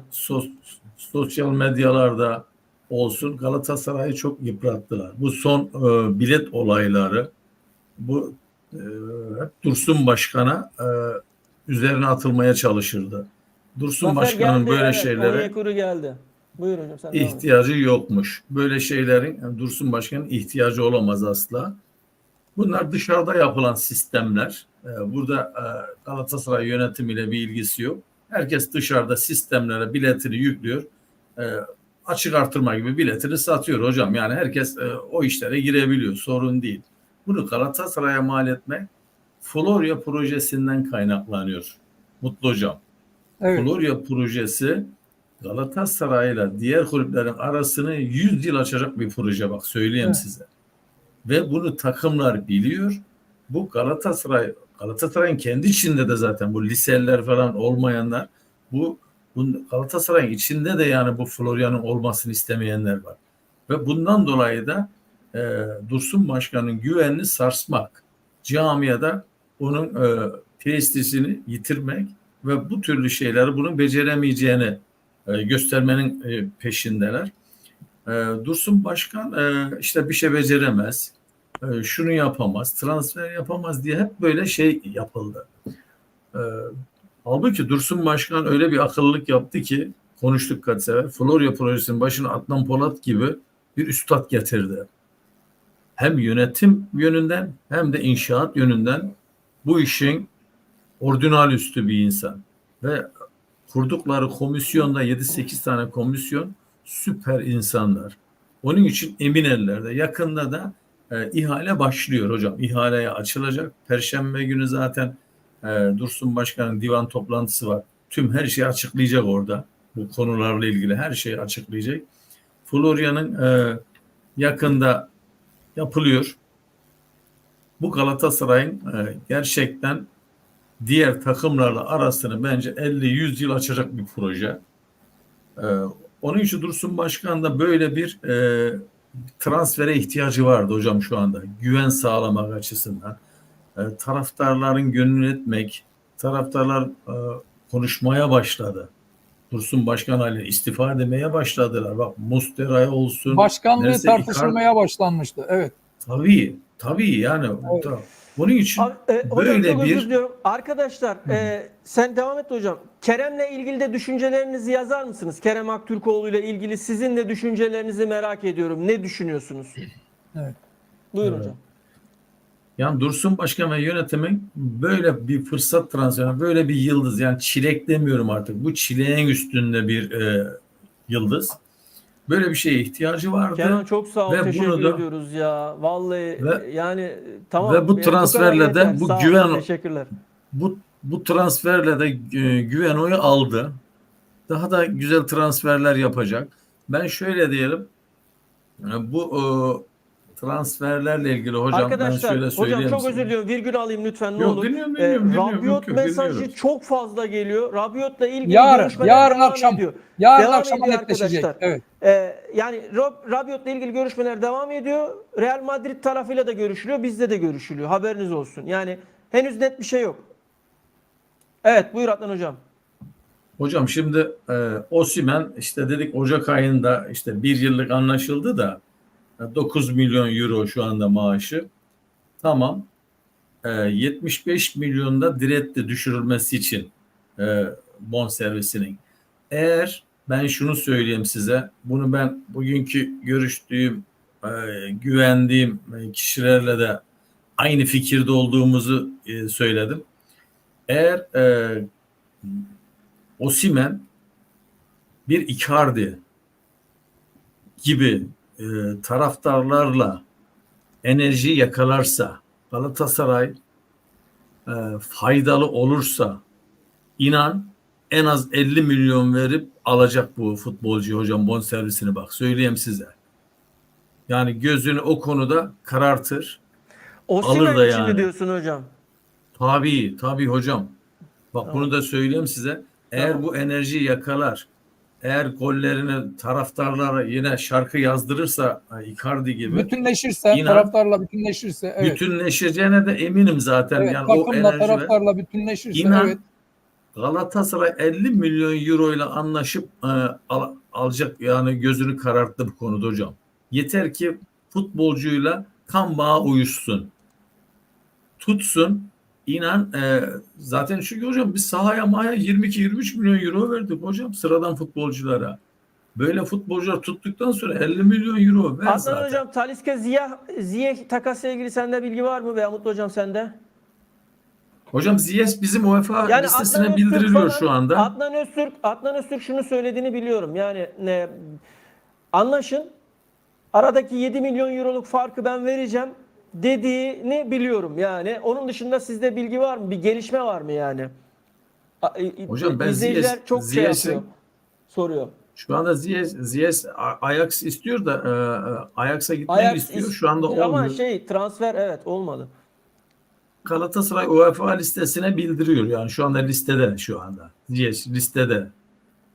Ama son dakika ne olur? Hocam illa listeye verdin diye bir şey yok. Bizde 13'üne kadar transfer devam ediyor zaten. Listeyi verdin diye sorun değil. Yine değiştirirsin, satarsın futbolcu. Sorun değil. Yani Galatasaray'da hocam 12-24, yani 12-24 saat transfer devam Sinan, eder. Sinan demiş ki Evet. taraftar bile yardım eder, parada sorun yok demiş. Doğru demiş. Evet. Doğru söylüyorsun. Arkadaşlar bu Yani arada bir şey daha söyleyeceğim. Sponsor, yani Puma'nın sponsorlu ürünlerini almaya gayret edin. Yani bir şey alırken Galatasaray Store'dan gidin ve sponsorlu ürün almaya çalışın. Evet anlıyorum, belki fiyatlar, rakamlar biraz şey ama orijinal ürünler. şöyle Evet. orijinalden ziyade şöyle formayla ilgili belli bir şeyi var. Anlaşması var. O anlaşmaya geldiği zaman rakam, yani satışıyla ilgili Galatasaray'a 40-45 milyon euro civarında bir ödeme yapacak, haberiniz olsun. Yani sponsorlu forma almaya çalışın Puma'dan. Store'dan yani. Buyur hocam. Hocam işte bu türlü futbolcular forma sattırır, kombine sattırır. Olay bu yani. Sıradan futbolculara gereksiz büyük para vereceğine böyle yıldızlara parayı yatır. Karşılığını alırsın. Mümkün değil yani. Zarar etmezsin. Bu türlü futbolcular seni, bak şu anda dünya konuşuyor Galatasaray'ı, Türkiye'ye hocam. Mustafa Bu çok sağ ol müthiş bir ya. şey bak. Kesene bereket. Çok teşekkür ediyorum ya. Mustafa Sağ ol. kardeşim çok sağ olasın. Teşekkürler. Sağ ol. Var Mutlu olasın. hocam yarın sana bir yemek ısmarlasın ya. Borcum olsun. Şu anda Tamam. Buyur Şu Adnan abi, sen anda devam. Osimhen'in transferinden dolayı hocam dünya Galatasaray'ı konuşuyor. Bundan güzel bir reklam olamaz. Onun Evet. için Evet hocam. Yıldızlardan korkmayacaksın hocam. Yıldız transfer. Ya büyük oynayacaksın hocam. Artık biz dediği gibi bu kadar biz diyoruz Türkiye'de bu kadar pahalı transferler yapıyoruz. Artık şu Avrupa kupalarına bir şeyler yapalım. Sürekli hale getirelim şu Şampiyonlar Ligi'ni, UEFA kupalarını. Arabistan 2 Eylül bitti Arabistan'da. Bitti. Avrupa Ligi Evet. Avrupa Ligi bu gece bitiyor, evet. Bu gece bitiyor. Bu gece 12'de 12'de bitiyor. Ama arkadaşlar Birde. bakın Evet. şöyle Avrupa listesi bugün gece bitiyor diye Galatasaray transfer yapmayacak anlamına gelmiyor bu yani. Yapacak, devam ediyor. 13'üne kadar devam ediyor. Aynen 13 yani Türkiye'deki transfer sezonu bitene kadar Galatasaray transferlerini yapacak. Ha oyuncu kabul eder etmez bunlar ayrı bir mesele yani onlar ayrı bir mesele Tabii. yani. Evet. Evet Mutlu Hocam sen Yani, devam et hocam. Evet. Evet. Adnan Hocam devam ediyor musunuz? Buyurun. Yo, tamam. Ara Evet. sıra gireriz araya. Şimdi Tamam. Kerem'le ilgili birkaç şey söyleyeceğim ben. Kerem yani Galatasaray'ın öz evladı diyeyim yani o kadar sevildi, o kadar başarıyı yakaladı. Kendisine de bu transferinden dolayı başarılar diliyorum. Şimdi Kerem eğer Rusya'ya gitseydi veya Ukrayna'ya gitseydi ben çok üzülürdüm. Yani çünkü Rus futboluyla yani ben küçümseme manasında söylemiyorum yanlış anlaşılmasın. Rus futboluyla Türk futbolu arasında dağlar kadar fark var. Yani şu an Rus futbolu, Türk futbolu Rus futbolunun çok önünde. Hocam çok özür diliyorum. Yusuf Polat'a cevap vereceğim. Şöyle hocam Life Davis nasıl bir futbolcu bilgi verir misiniz? Sol bekte oynuyor. Ipswich'in oyuncusu ve Evet. solda oynuyor. Genç bir oyuncu. Yani şöyle söyleyeyim. İyi olur. Yani ama daha iyileri de olabilir şeyindeyim ama oraya da Jakobs geldi. Ekstra bir oyuncu falan daha gelir mi gelmez mi açıkçası bilemedim. Evet Galatasaray'ın listesinde yoklanıldı ama olur mu olmaz mı bilemiyorum. Evet Mutlu Hocam. Evet. Şimdi Kerem Benfica'ya giderek yani Avrupa kariyerini Avrupa'da devam ettirecek olması hem kendisi açısından hem Türk futbolu açısından çok kayda değer bir olay. Yani Portekiz futbolunu biliyoruz. Yani gerçekten çok kaliteli oyuncular var, çok kayda değer takımlar var. Yani Kerem de Benfica gibi Portekiz'in köklü takımlarından birinde olması, şampiyonluğa oynayan bir takımda olacak olması, Avrupa'da ses getiren ve getirecek bir takımda olması bizler için de bir ayrı bir takip edeceğiz ve Buradan özellikle Atacan, Şura, Tova'da çok selamlar. Bizler de kanal olarak selamımızı iletiyoruz. Yayınımıza katıldığınız için çok Evet. teşekkür ediyoruz. Burada Arkadaşlar bol bol beğeni, paylaşım, abonelik bunları şey yapmayalım. Bak yeniyiz.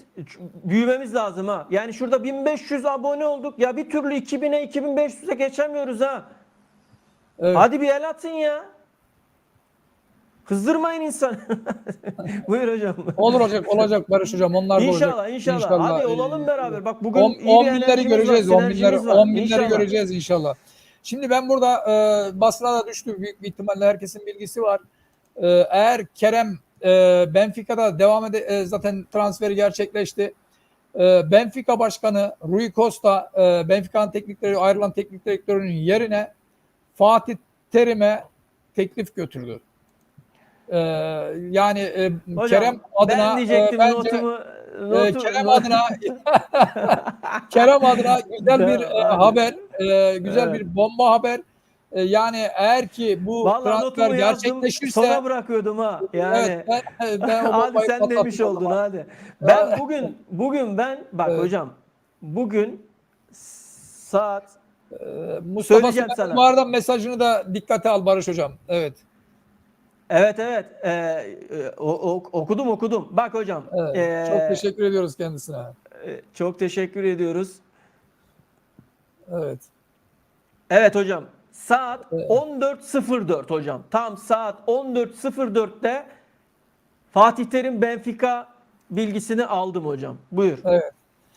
Yani eğer ki bu transfer Mesajlara baktım ha. Yani evet, anladım. saatine, özellikle saatine baktım yani. Evet, bu transfer gerçekleşirse Kerem adına zaten Kerem'i Galatasaray'a getiren ta 2. Lig'den Erzincanspor'dan Galatasaray'a getiren Fatih Terim hepimiz biliyoruz yani.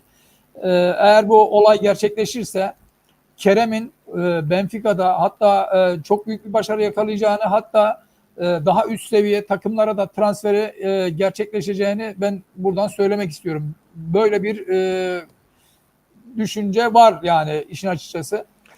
İnşallah olur diye de söylüyorum Hocam yani. bir bilgi kirliliği var. Onu hemen düzelteyim.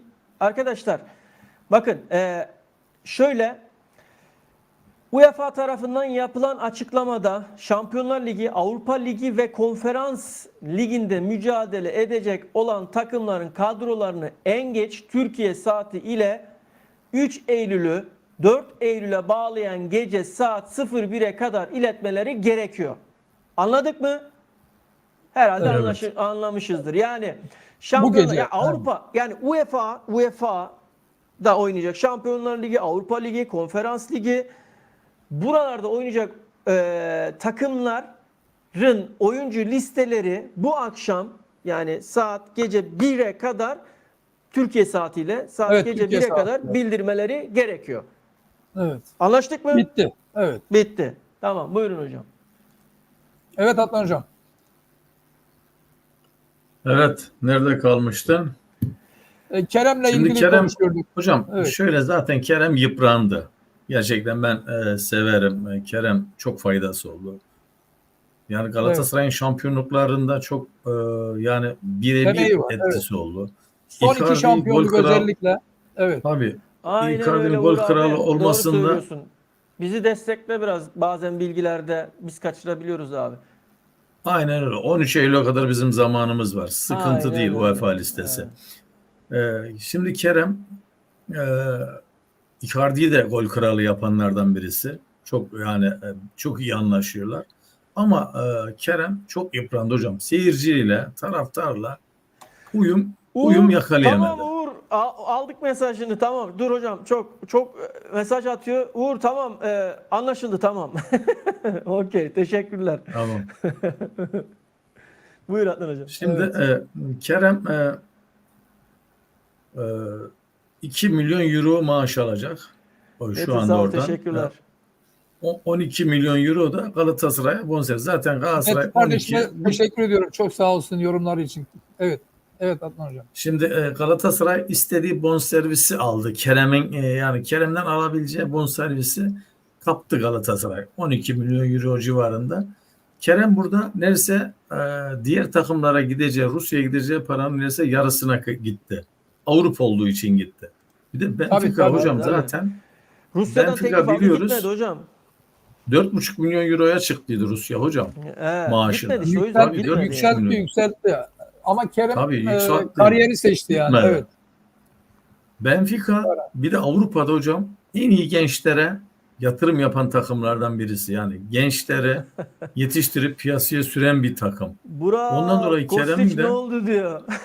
Hocam ne öyle oldu bir yere Kostić? gitmesi, öyle bir takım. Kostić'te sağlıktan dolayı sıkıntı olabilir. Sağlık raporu isteniyor. Tam Yarın teşekkür ederim. bekleniyor Burak. Öyle diyeyim sana. Evet. Yani bakın arkadaşlar, yarın inanılmaz hareketli geçecek. Kostić, Mostić bilmem ne konuşuluyorsa hepsi yarın hepsi gün yüzüne çıkar. Yani şu an bu saatte bugün isimler konuşuldu ama oldu olmadı bunlar konuşulmuyor şu anda. Bekleniyor. Yani herkes düşünüyor şu anda. Bir düşünme evresinde. Mesela oyuncu alacağın kulüp de düşünüyor. Oyuncu da düşünüyor. Galatasaray tarafı da düşünüyor yani. Evet. Arias'ın yerine Arias'ın bonservisi 13 milyon euro olduğu için onu herhalde artık kaldırmışlar. Yani büyük bir ihtimalle Kostić'te daha bir halinde oluyor. Şu an yönetim daha bir ilişki halinde. Muhtemelen bu sağlık problemi konusu hallolursa gerçekleşme ihtimali çok yüksek diyebiliriz yani. Arias'tan vazgeçildi ama bunu bilinsin yani. Son dakika haberi. Evet. Şöyle Arias'taki sıkıntı şuydu hocam. Brezilya'da Oynayamaz. transfer Hugo. bitti. transfer bittiği için Arias'ın yerine futbolcu alamıyorlar şu anda orada. Yoksa Arias'ı Galatasaray anlaştı. Onlar da transfer sezonu kapandığı için yerine futbolcu koyamayacaklar. Ondan dolayı bırakmak Bonservisi istemiyor. çok yüksek istenmiş.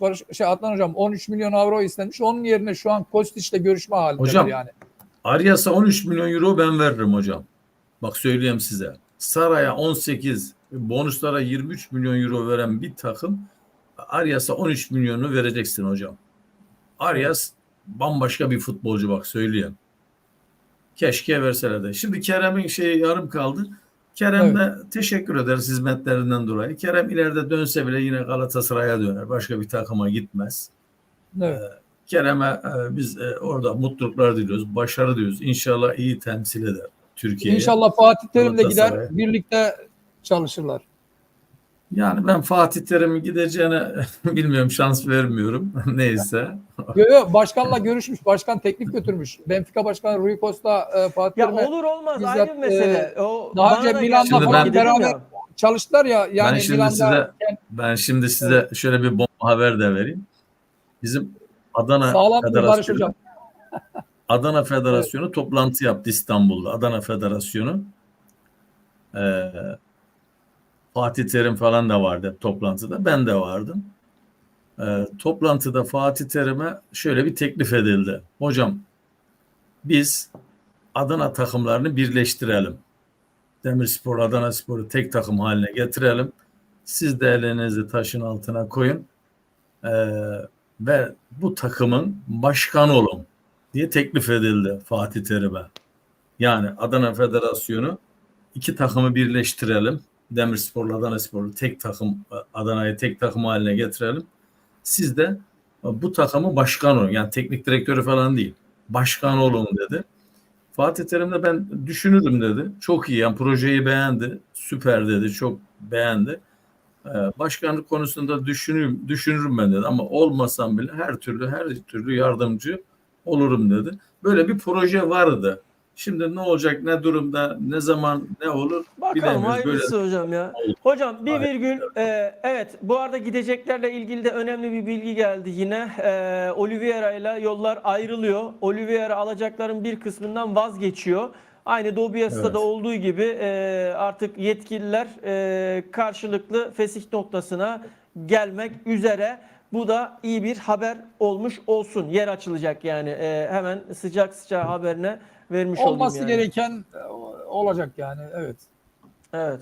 Hocam Galatasaray şu anda kimseye acıyacak durumda değil. İnan bir sel Aynen gibi, öyle. fırtına gibi geliyor. Yani çünkü Galatasaray camiası Galatasaray kaybedeceğine futbolcu gitsin abicim. Futbolcu kaybetsin. Onun için Galatasaray kimsenin gözüne yaşına bakmayacak. Fesih edecek. Gitmeyeni fesih edecek, gönderecek. Gereksiz yani futbolcu çöplüğü gibi kalabalık 30-40 tane futbolcu ne işi var ya? Bir sürü yabancı adam forma giymiyor takımda. Yattığı yerden maaş alıyorlar. Bunları göndermek en Burak, güzelidir çok sağ ol ya. Burak. Teşekkür ederiz. Evet.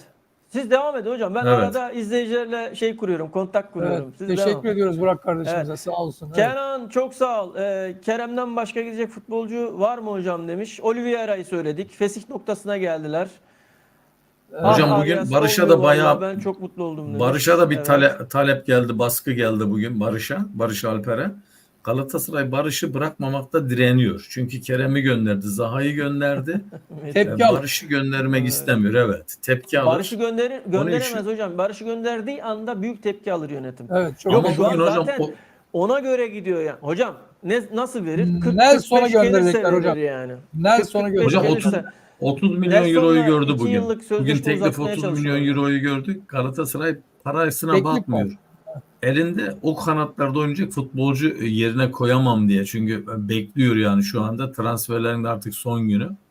Ondan dolayı o şeye giremedi. Riske Evet, girmiyor yani. Legend Nostalji de yayınımıza yeni katıldı sağ olsun. Abone ol ha Levent Nostalji bak Levent nereden çıktı? Efsane Legend nostalji. Aynen öyle. UEFA istiyorum diyor.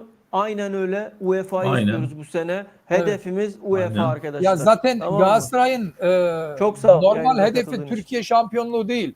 Yani Galatasaray'ın hedefi Avrupa şampiyonluğu. Yani Avrupa'da futbol göstermek yani. Kendini göstermek. O Türkiye Ligi şampiyonluğu başka takımların işi. Evet. Biz tatil geçtik, çocuk sıkıldı. Evet. Evet Barış Evet, Hocam Mutlu devam Hocam. edelim biz. Yani Rabiot hala konuşuluyor. Söyledik, annesiyle ilgili sıkıntı var. Yani yarın akşama netleşecek yani son durumu. Bakacağız, yarın 24 saat içerisinde son şeyi alırız yani, neticeyi alırız diye düşünüyoruz yani. Hemen şöyle. Evet Kenan Bey, Kenan kardeşim, Nelson gitsin hocam, bir sevemedim bir türlü demiş. Nelson'a bir teklif var ama Barış hocamın da dediği gibi 2 yıl uzatmaya çalışıyor sözleşmesini ama teklif var Nelson'a. Her an Nelson da gidebilir yani, bunu da bilgisini vermiş olalım yani. Evet. Evet. Evet. Evet, başka diyeceğiniz şeyler var mı arkadaşlar? Hocalarım, arkadaşlar nereden çıktı? Devam ediyor böyle. Ya Evet, vallahi devam ediyor. Barış Liste hocam kalmadı. yani program o kadar akıcı oldu ki ben bile yani şu an şeydeyim, şoktayım. Yani 1 saat 21 dakika 22 dakika olmuş. Yani inan nasıl geçtiğini farkında değilim. Aynen öyle. Bakın arkadaşlar, Yayın akışı şimdi çok biz güzel geçti. Evet. bakın biz şöyle, şimdi bizi izleyen şu anda yine izleyicilerimize şunu söyleyeyim. Gerçekten enerjinizle, sinerjinizle çok iyi oldu. Ama abone olun, beğeni yapın ve yeni katılan burada arkadaşlarımız da var. Abone olmayı unutmayın. Bakın, aynı isimde tüm sosyal medya hesaplarımızda güncel hareketliliği de sağlıyoruz. Haberiniz olsun yani. Şimdi yayınları biz ne yapıyoruz? Hemen ateşleyemiyoruz yayını. Yani anlık yayın yapamıyoruz, canlı yayın, ama sosyal medya hesaplarımızda hangisini diliyorsanız takip edin. Orada an ve an bilgileri hemen aktarıyoruz sizlere. Haberiniz olsun. Daha sonra yayınlarımızda konuşuruz bu şekilde yani. Nostalji, Legend Nostalji sağ olasın. Komik kereviz demiş. Abi Osimhen kendi milli takımına gidiyor. Ne düşünüyorsun demiş. Yani Evet. Ocak'ta da maçları yani. var hocam. Ocak'ta da maçları var. Evet. Ya Evet. bizim arkadaşlar forvetten yana sıkıntımız yok. Rahat olun ya. Bizde Batman var. Ondan sonra maskeli şövalye var. Hepsi var yani. Varolu var. Icardi'miz var. Rahat olun. Orada sıkıntı yok. Peki yayını kapatmadan önce ya arkadaş, yayında kapatamıyorum ki. İstiyorsan yani biz devam edebiliriz. Hani şey varsa hani ne bileyim Adnan Hocam, Mutlu Hocam falan. Ben devam şeyiniz edebilirim. varsa, Şu işiniz an varsa zevkle de devam ediyoruz. Yani. biz Hatta hocam devam programın edebiliriz varsa yani. ayrılabilirsin. Sıkıntı Senin yok yani. sıkıntı yok. Yani çok şey Programınız geliyor. varsa Acayip mesaj değil. geliyor, arkadaşları Evet. bırakmak istemiyorum yani. Evet. Evet. Bu arada Barış hocam şeyi söyleyeyim. Osimhen maskeleri de satışa çıkmış Galatasaray store'larda. Evet. Burada, Hocam bunun da bilgisini verelim yani. maskeyle ilgili hemen Osimhen Evet. Kasım 2021'de Inter'le oynanan bir maçta hemen bilgiyi vereyim. Savunma oyuncusu Milan Skriniar ile kafa kafaya çarpıştı Kapışması, Osimhen. evet. Evet, orada ciddi bir yaralanma yaşadı. O yaralanmanın etkisiyle yüzündeki kemiklerin onarılması için 6 plaka ve 18 vida takılmasına karar verdi doktorlar, cerrahlar falan. Bu operasyondan sonra ki maçlarında da maskeyle, hani bir daha herhangi bir sorun, bir de problem çıkmaması için maskeyle oynadı maçlarını. Maskeye de alıştı, iyi oldu falan gibisinden böyle açıklamaları, demeçleri de var yani. Barış hocam, yorumlardan bir arkadaş şey yazmıştı. Osimhen hangi maçta oynuyor? Osimhen Fenerbahçe maçına hazırlayacaklar. Fenerbahçe maçında Hep sahaya sordular çıkacak. onu. Hep sordular zaten. Hep Evet, soruyorlar. Fenerbahçe Aynen maçı öyle. hocam. İlk maçı Evet. Fenerbahçe olacak. Evet. Yine yayın akıyor maşallah demiş. Evet Kenan. Evet Kenan. Abi Evet. bir saat sonra UEFA liste vermesi gerekiyor. Aynen öyle. Osi. Ya önemli değil arkadaşlar. Listeyi verilsin. Ya önemli değil ya. Yani Ocak'ta yaparız, ekleriz. Ne olacak canım yani? Transfer Ocak'ta yapalım da da biz. transfer var. Evet. He, Evet. Ocak'taki listeye ekleyiveririz. Ne var yani? Bizdeki şu an bizim ligdeki transferler devam ettiği sürece transfer yapabiliriz yani. Kafanızda UEFA listesi falan sabitlemeyin ya. Ha bu listeye olmaz. Ocağı olur. Ne olacak yani? Ya Anladın şimdi mı? Arkadaşların demek istediğini ben anlıyorum. Galatasaray'ın hedefi Ben de UEFA anlıyorum. olduğu için, Anlıyorum evet. hocam. Anlıyorum. UEFA olduğu Anlıyorum da için yani bir an önce kitlenmesinler yapılsın oraya isteniyor diyorum yani. yani. Evet, Oraya aynen öyle. kitlenmeye Evet. gerek yok ya. Yani onu demeye Evet. çalışıyorum. Ondan sonra ne demiş? Osi geldi tamam eyvallah ama ona top getirecek. Şimdi ya top getirecek meselesi var hocam. Yani şimdi Osimhen geldi etti falan. Evet güzel. Bu Camia yorum seviniyor ediyor falan. Mustafa Sümer kardeşimin yorumuyla aynı. Evet. Aynı işte Evet. şöyle buna benzer çok yorum geldi de ben hadi şey yapmadım. Evet. Yani çoğunu atlıyorum hocam Orta maşallah sahadan yani. besleyecek Var ya futbolcu, evet. Evet. hocam izleyiciler maşallah ya Allah razı İyi olsun takip yani. ediyorlar ya. İyi Gerçekten var ya. takip ediyorsunuz hakikaten Güzel yani. bravo. Abone de olun ha yani şu 2000'i falan bir geçelim artık ya. Yani demin de söyledik bir şey yapalım hep beraber. İmece mi diyelim? İmece usulü gidelim yani. Biraz daha büyüyelim de Kanal sesimiz biraz hepimizin. daha duyulsun Kanal yani. hepimizin Evet. hocam. Kanal hepimizin. Kanal Aynen, hepimizin, Bak, evet. Tabii. oraya gelecektim. Arkadaşlar mantıklı olan mesajların hepsini okuruz arkadaşlar. Sıkıntı yok. Bizde yok öyleydi, yok Tabii. böyleydi, şuydu, yok paraydı, süper chat şu. Biz onlara çok fazla girmiyoruz. Gönlünüzden ne geçiyorsa yaparsınız. Ayrı bir mesele ama mantıklı böyle yani futbola odaklı şeylerin hepsini mesajları burada isimlerinizle beraber yayınlıyoruz arkadaşlar. Bundan daha güzel bir eğlence var mı ya? Barış Daha hocam ne istiyorsunuz Barış ya? hocam Hangi hocam pardon hangi büyük YouTube kanalında mesaj attınız da okudular sizi ya? Barış hocam Boş verin ya. isimlerimizi de yazalım da orada gözlüklü abi diye yazmasınlar. Hocam mesaj okuyorum ya. O yüzden şimdi yan yana koyduğumda Anladım. Evet, biliyorum. kafaların üstüne geliyor. Adnan hocam Evet. kayboluyor orada bu sefer ondan sonra. Evet. Evet. Şöyle evet. Şimdi şeye geleyim. Teknik Osimhen'e topu getirecek kim var falan meselesine geleyim. Doğru. Bizde aslında Torreira yeter ya. Evet. şimdi şöyle hava toplarında çok daha etkili bir oyuncu. Dolayısıyla hava orta durumu pozisyonlarında falan Osimhen'i beslemek lazım. Evet. Ama Sara, ama bir Torreira. şey söyleyeyim mi? Osimhen'i kim besleyecek size söyleyeyim mi? Bak bunu yazın bir kenara. Osimhen'i en fazla Icardi besleyecek. Evet. Yazın. Aynen. Bunu bir kenara yazın. Ben Yani gollerinin %80-90'ının altında asist Icardi olarak bunu yazın. Barış hocam Galatasaray'ın en büyük şansı ne biliyor musun santroforda? Icardi ve şu anki Batshuayi gibi iki ismin olması. Batshuayi de o konuda çok iyi. Bencil değil. Icardi de Uğur bencil abi değil. sayenizde abi çok sağ ol ya. Eyvallah abicim. Evet. Icardi bencil değil. Yani yanındaki insanları, Beyaz sakal çok sağ ol. oyuncuları Şu bu an arada yok yayından, Azarfen ya. evet. Hocam sen anlat devam et. Evet yani böyle bir şansı var Galatasaray'ın. Onu demek istiyorum. Osimhen de bundan çok iyi faydalanacağını düşünüyorum yani. Vay be doğru söylüyor bak Ahmet'e bak. Getson diyor. Hakikaten var ya Getson'u biz çok yani ucuz kaybettik ya. Yani şu Getson bak bu sezonki performansı falan çok iyi ya. Yani müthiş ya. Sergio kalır mı demiş. Sergio gidiyor. Gitti Az ya kaldı. hocam. Gitti diyelim yani az kaldı. Evet, Karşılıklı gitti. feseye geldi olay yani. Ocak ayına kadar UEFA'da 6 maç oynanmış olacak. Geriye 2 maç kalıyor. Stoper orta saha oyuncusu şart değil mi demiş. Evet şart ama bazen istediğin şeyler olmuyor Yusuf ya. Yani çok istiyorsun ama bazen hep böyle bir şeyler terse gidiyor. Olduğu kadar artık. Mertens besler Osimhen'i demiş. O da var. Aynen öyle. Hulusi İltekin iyi akşamlar takipteyim demiş. Çok sağ ol Hulusi. Sağ olasın. Mesajlarınla da Evet. destekle. Yani okuyoruz bak görüyorsun. Yani yazın. Bir güzel mantık çerçevesi içerisinde beraber akıyoruz işte yayında yani. Mavi Bereli Kahramanmaraş İstiklal Spor hakkında Maraş'ı Mutlu hocam çok iyi bilir. Hocam buyur bu soru sana gelsin. Gülüyoruz ama buyur Mavi Bereli hadi bakalım. Ne diyeceksin şimdi?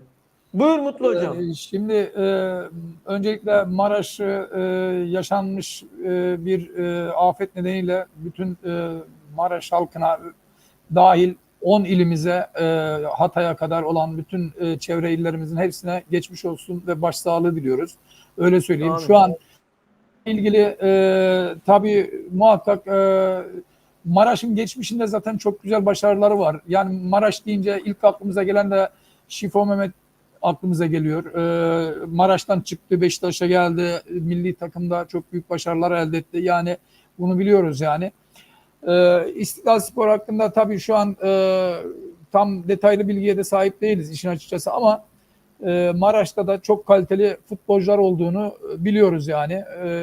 Bu afetten dolayı da tabii şu an Maraş'ta bir toparlanma sürecine girecektir tekrardan. Kendilerine başarılar diliyoruz. Evet, Evet. Mavi Bereli bunun üstüne bir abonelik alırız zahir yani. Evet. Maraş denince Sağ akla ol Şifo Mavi Mehmet Bereli. gelir. Evet. Teşekkürler. Beşiktaş'ta Şifo Mehmet gelir. Şifo Evet. Mehmet dedi. Bitti daha işte yani. Evet. Ne olacak? Evet arkadaşlar 1,5 saati bulduk. Yani inanın gerçekten çok sağ olun. Hareket müthiş. İsteğiniz, arzunuz bizi ateşliyor ama yayını sonlandırmak zorundayız. Yayınımıza katıldığınız için, bize destek verdiğiniz için çok çok teşekkür ediyoruz. Tüm sosyal medya hesaplarında Spor Türk Dijital olarak varız. Bilginiz olsun. İsteyen, arzu eden oralardan da bizi takip edebilir. Bu sezon, özellikle bu sezon ve bundan sonraki sezonlarda bazı maçlarda anlık, maç öncesi, maç sonu, basın toplantıları, yönetim toplantıları, aklınıza ne gelirse bunlarla ilgili canlı yayınlarımız olacak. Avrupa'dan futbol, takip edin bizi. Avusturya Ligi'ni yakından takip ediyoruz. Almanya Ligi'ne de sıçrayacağız, az kaldı. Bununla ilgili de müjdeleri vereceğim yakında. Gibi gibi, yani yayınımızın içeriklerini dolduracağız ama nasıl? Bizim de heyecanlanmamız lazım. Bize desteğinizi esirgemeyin diyorum. Yayınımıza katıldığınız için hepinize çok teşekkür ediyorum. İlgi alakanızdan dolayı sağ olun, var olun. Hepinize iyi akşamlar diliyorum. Okumadığım, mesajını okuyamadıklarım varsa da kusura bakmayın. Çok teşekkür ediyorum. Uğur abi, özellikle sana çok teşekkür ediyorum.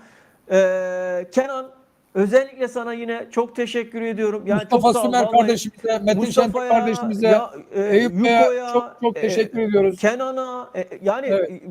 Eyüp, Mavi Bereli, Hulusi İltekin, hepinize ayrı ayrı çok teşekkür ediyorum. Kalın sağlıcakla. İyi akşamlar diliyorum. Hoşça kalın. İyi Sağ olun, var akşamlar. olun. Sağ olun, hoşça kalın.